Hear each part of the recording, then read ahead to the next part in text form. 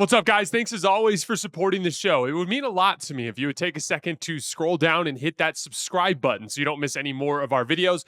Also, make sure you follow us all over social media so you don't miss any of our content or show announcements. I do want to take a minute to just look at the absurdity of this particular situation with Jonathan Kuminga. It's hard to find options for a Jonathan Kuminga sign trade. Kuminga has not shown the ability to do anything reliably well at the NBA level. He can score the ball, but he's an iffy decision maker, and he's super inconsistent as a shot maker. Off the ball, he's a poor three-point shooter and a poor closeout attacker. That puts him at slightly below average as a spot-up player this year. He's an okay rebounder, but not exceptionally so, considering his tools. On defense, he has some utility on the ball, but he's not an elite on-ball defender, and he's pretty bad off the ball in terms of his attentiveness.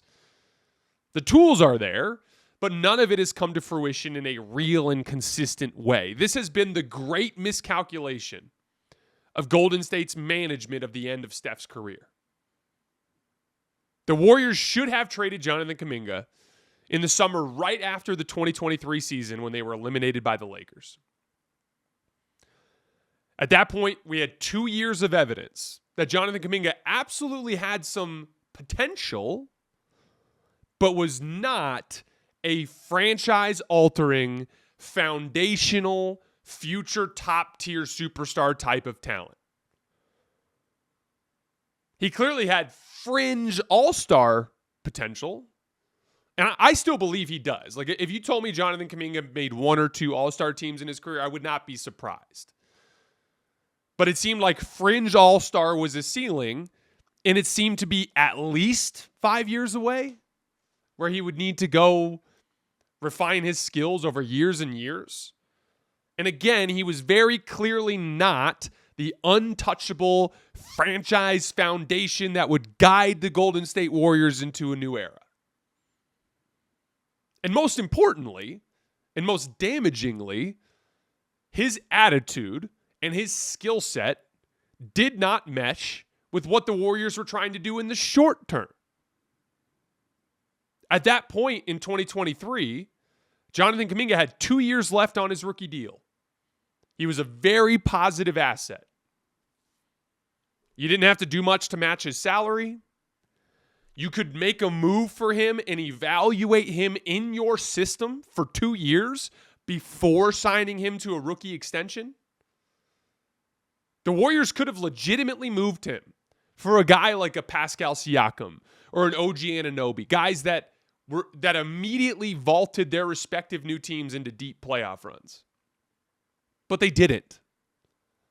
Joe Lacob was unwilling to admit that Kuminga was not that franchise-altering star, so he clung to him in hopes of his development panning out, and now here we are. Jonathan Kuminga is a very different asset now. He's due a new deal. He wants a lot of money. And so now a team has to be willing to pay him a large salary without actually knowing what he would look like in their system. That makes him very high risk relative to 2023. If you make a move for him in 2023 as a team, you get to see what he looks like for 2 years and then make that sort of decision at that point in time. Any team that makes a sign and trade for Kuminga now is going to take on a good amount of risk in the form of a large salary and a theoretical basketball player. So now he's suddenly a substantially lower value asset. And the Warriors need to turn him into something valuable.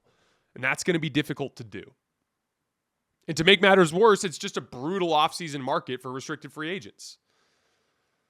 I would argue Quentin Grimes has more utility in the short term for an NBA team than Jonathan Kuminga because he's such a good shooter. And he's actually a pretty good point of attack defender in that role. Kuminga will be a better player than Quentin Grimes in the long run. But in the short term, Quentin's better and more useful, and he hasn't been able to find a deal yet. And so now the Warriors are in a holding pattern, just waiting for something to materialize. And it feels like their best bet now is just to get some middle-range salaries back that they might be able to package with some draft compensation for that wing scorer archetype that we talked about earlier. On that front, let's pretend that the Warriors pull that off. They end up getting some middling salaries back. Obviously, there are some pipe dream targets out there. Giannis Antetokounmpo, for example. LeBron James, potentially. Devin Booker is another guy that could potentially come onto the market within the next year or two. But those guys are pipe dreams. And it just I think it's a waste of time to plan your future around that sort of thing. You want to be positioned for it, but it's not something you can be planning your entire future around, especially when you look at the realities of Steph and how old he is and the very, very short window you have to operate there. So what are some other guys? Some other guys around the league that could potentially come available over the course of the year that can score the basketball effectively and efficiently and consistently in Golden State's system. And so I put together just a short list. Out of Boston, guys like Derek White or Anthony Simons. Those are guys that could potentially come available over the course of the year that I think both of them would be fantastic in Golden State's system offensively. Tyler Herro, if the Miami Heat fall apart. Tyler Herro, if he's your lead perimeter shot creator, going to be a problem. If he's playing off of Steph, I bet you he's very, very impactful.